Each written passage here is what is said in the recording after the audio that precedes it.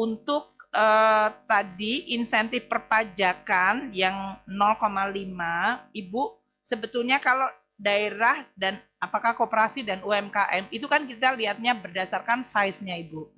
Kita menggunakan 0,5 atau menggunakan kriteria yang normal. Dalam hal ini sebetulnya kalau UMKM kan kita menggunakan 4,8 miliar omset. Bahkan setengah miliar pertama dia tidak kena pajak.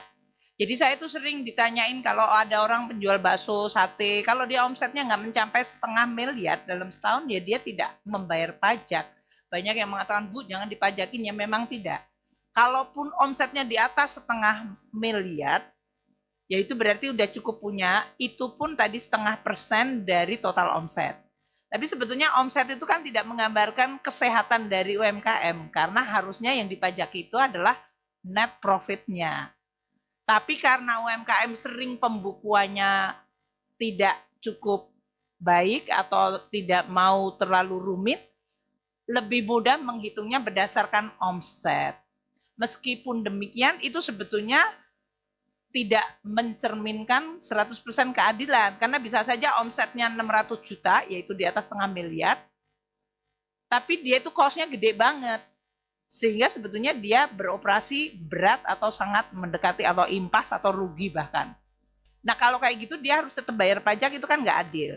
Kalau menggunakan norma biasa, tapi berarti harus ada pembukuan, UMKM itu bisa mengatakan saya biayanya sekian, saya jual sekian, saya dapat net profitnya ini. Yang profitnya itu saja yang dikenain pajak.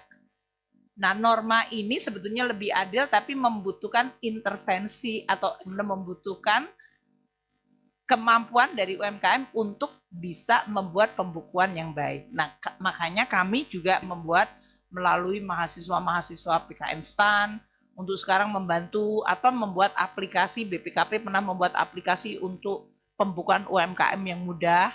Itu tujuannya adalah supaya UMKM bisa melakukan pembukaan meskipun sederhana, sehingga dia pembayaran pajaknya menjadi lebih mencerminkan. Tetap mendapatkan 4,8 miliar itu, Ibu, thresholdnya, tetap mendapatkan apa yang disebut pemihakan, di mana UMKM mestinya bayarnya lebih kecil. Namun kalau dengan pembukaan, berarti mereka kalau memang rugi ya nggak usah bayar pajak, meskipun di atas setengah miliar tadi.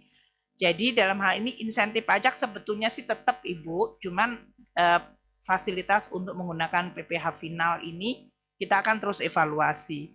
Apakah itu memang masih dibutuhkan atau kita akan terus dan melihat UMKM sudah makin punya kapasitas sehingga mereka juga bisa diperlakukan secara lebih adil.